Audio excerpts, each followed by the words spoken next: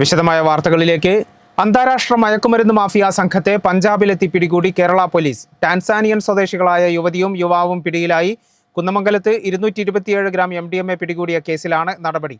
ആദ്യമായാണ് ലഹരി മാഫിയയുടെ ഉറവിടത്തിലേക്ക് കടന്ന് പോലീസ് പ്രതികളെ പിടികൂടുന്നത്. പ്രതികളെ കരിപ്പൂരിലെത്തിച്ചു. നമസ്കാരം.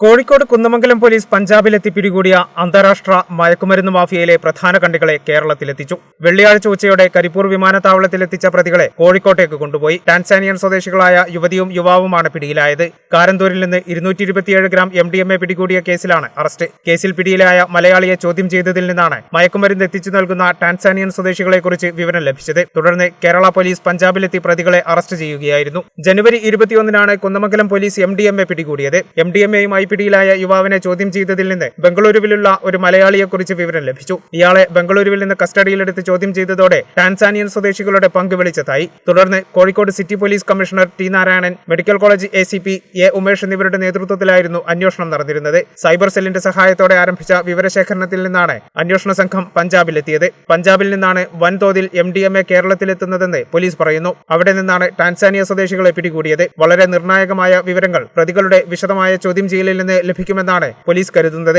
ശാസ്ത്രീയമായ അന്വേഷണത്തിലൂടെയാണ് പ്രതികളെ പിടികൂടിയത്. കേരള വിഷൻ, കരിപ്പൂർ.